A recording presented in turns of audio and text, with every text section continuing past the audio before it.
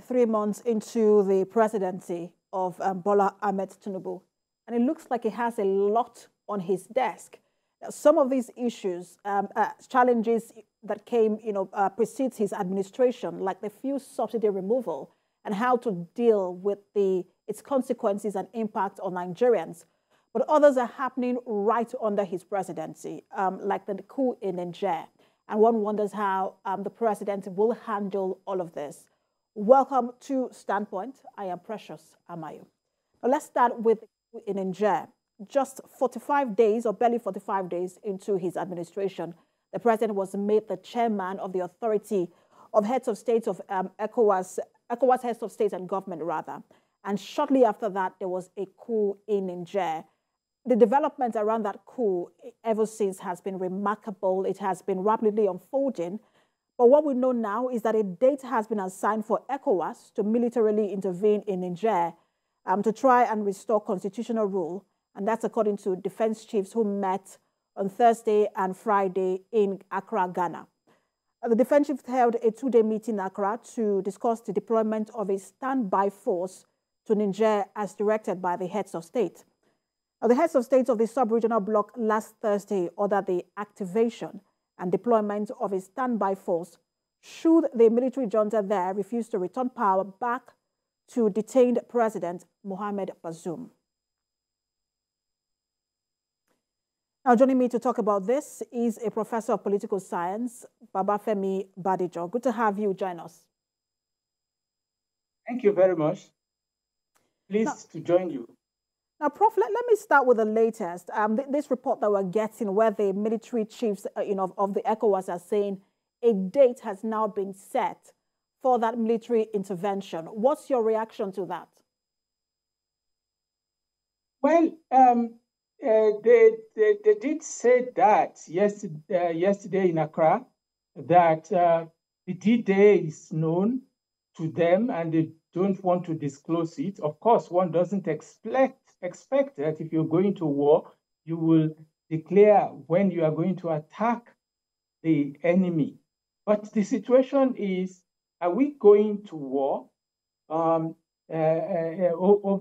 Niger as ECOWAS? And what is Nigeria's position within that?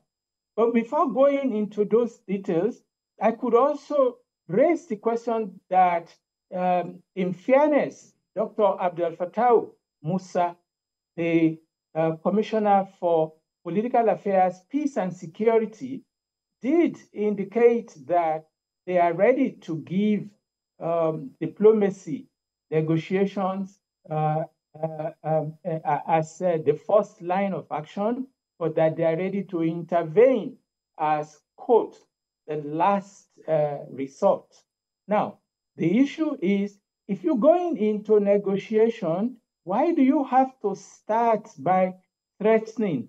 It seems to me that the same mistake we made, or I didn't, the same mistake that ECOWAS made by issuing the ultimatum of 7 days is still being repeated.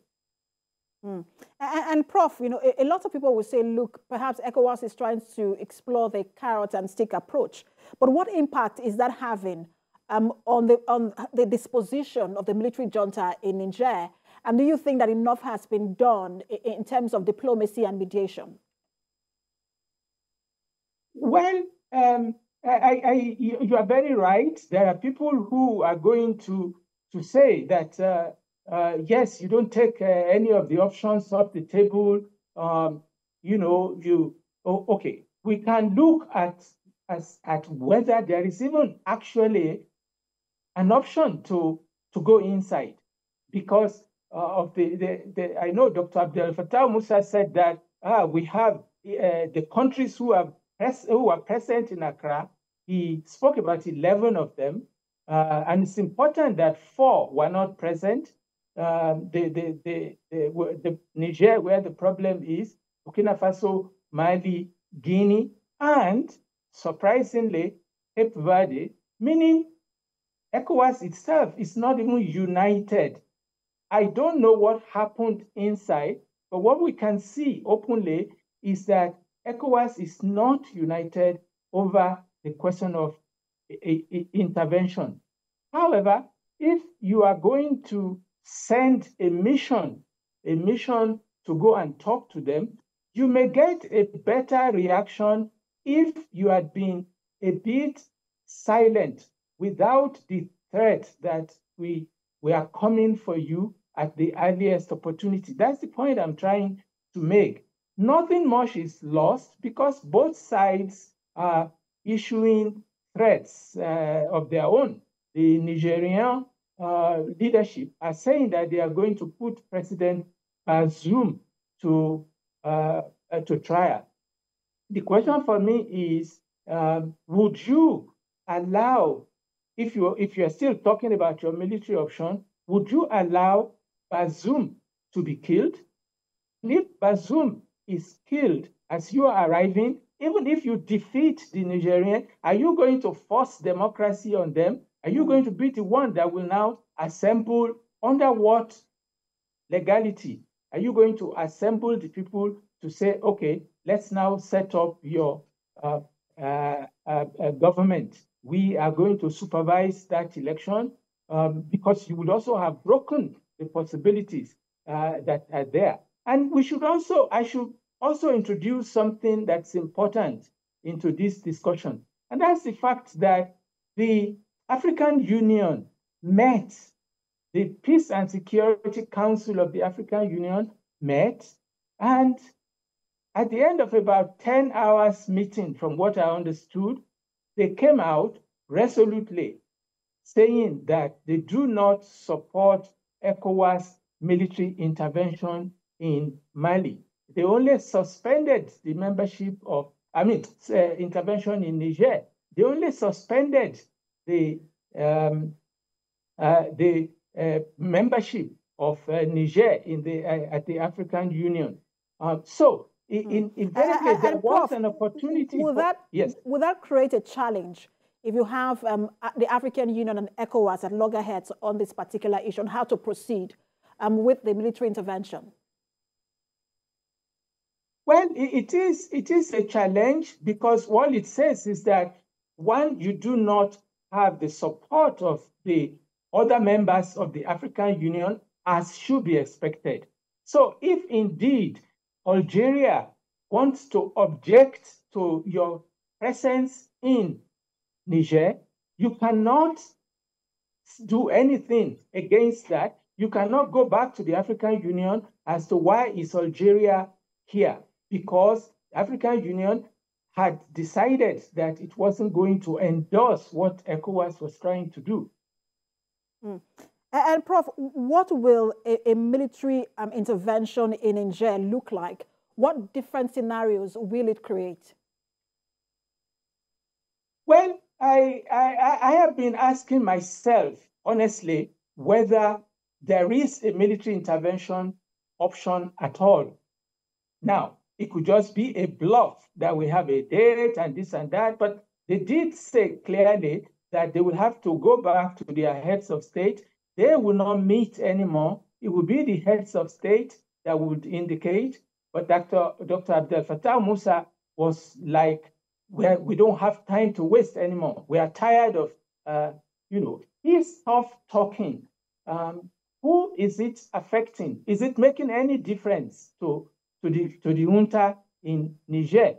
Now, but if you want to theorize about the possibility of a military intervention, I had heard when they had the first meeting that they were thinking of probably some 22,000 troops, and they were probably thinking about some $2.5 billion only for 2 to 3 months in the first phase. Nobody goes to war and knows exactly how long it's going to take. You know how long the Americans were bogged down in Afghanistan, and at the end of it, they left. And Russia is bogged down in Ukraine. Russia didn't expect that NATO was going to be supplying all what it is supplying to Ukraine to this extent, and it's been impossible to get out of it. So why do we want to land ourselves under some military intervention to restore democracy, which is actually strange on its own, that you don't restore democracy, you don't put democracy by force, but okay, you negotiate a constitutional, the restoration of constitutional order. Yes, they are frustrated that Mali had gone through the same thing, Guinea, Burkina Faso, and it's still negotiation. Yes, negotiation has to continue. Do you have the capacity to attack any of these places? Forget about the fact that Burkina Faso and Mali says that they're going to join if ECOWAS wants to intervene. Is there the capacity financially and everything at this point in time? Yes, I heard Dr. Abdel Fattah Musa saying that the 11 countries that were present had committed elements, committed equipment, committed resources. He didn't use the correct word, pledged. And when you pledge, it doesn't, most of the time internationally, people pledge and never deliver. So committed, which people are committing? We heard from Cote d'Ivoire saying that it will supply a battalion. What is the strength of a battalion when you are looking for almost 22,000 troops? A battalion would be normally in the range of about 500 to 800. A composite battalion could be as much as 900. But what is all that in 22,000? So in effect, the thinking is that it is Nigeria that will carry the brunt. How many is Senegal willing to put? What is the total of what Gambia has to put forward? What about Ghana and the opposition to going into a conflict that is very, very strong in Ghana? Perhaps our president needs to pause as our president and give us a clear body language, and beyond the body language, a clear statement, because also there is that constitutional dimension of the problem. He didn't receive the approval. And I want to get of the to Senate. that in a minute, Prof, because, that's Section 5 of the 1999 Constitution, and we'll look at that in just a moment. But I want to talk about, something you raised earlier, negotiation, which is still ongoing in Mali, Burkina Faso. And some people will say, look, ECOWAS for a long time has been called a toothless bulldog that just barks and doesn't bite. And perhaps it is time for ECOWAS to start biting. Because if you just continue to negotiate, like we see in Niger, the military junta has already started creating its government, appointing ministers. And that if you continue to do that, just negotiating and say, okay, we're giving you 2-3 years to hand over to a democratically elected president, that you are making it easy for other countries to say, look, or militaries of other countries to say, we want to do the same thing, since we will get, all that happens is just negotiation and time, to hand over through elections. Well, it's fine what you have said, that other people will intervene, military will intervene, because that argument is neither here or there, because people will carry out their coup if they are facing a bad governance that the rest of Africa and ECOWAS is not talking about, irrespective of whatever you are willing to do. At times, some of these things border on life and death. However, I want to say that negotiations have worked in the past. There was the restoration of President Tijan Kaba in Sierra Leone. A number of pressures were put, and he was able to return like about a year plus later. And of course, there was also the pressure of the problems that were being faced on the ground in Sierra Leone. However, to want to say that ECOWAS is no longer a toothless bulldog should not be the opposite of actually killing ECOWAS, because the possibility of killing ECOWAS is very much there as a result of having to take ECOWAS into the battlefield. It's not get something right. It's not that your Niger is boiling and people are being assassinated and killed left, right, and center. And as a result, you are going in to help on humanitarian grounds. In these grounds, you are going on a political basis. We have not even looked at whose interests are we talking about. But you are going in on a political basis to restore, quote, democracy. Of course, that raises a lot of questions as to which of the countries in ECOWAS is democratic, including our own. We deceive ourselves all the time when we're saying, oh, Nigeria has been democratic since 1999. It's a lie. It's a joke.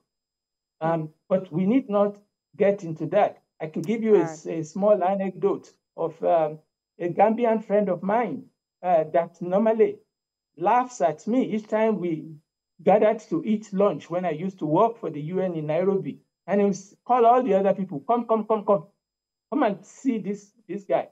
Do you know a country that sells what it doesn't have and buys what it has a lot of? And everybody will say, no, which country is that? You say, we don't know. That's Nigeria. It is trying to sell democracy to other people. It's not democratic. And it is also buying a lot of petrol from outside. We don't have a functioning refinery. So we should think about all these things and the overall international and Prof, situation in just a moment, we will look at if, whether this talk about a governance deficit in West Africa, if that is enough for a military takeover. But that's after this break. Stay with us.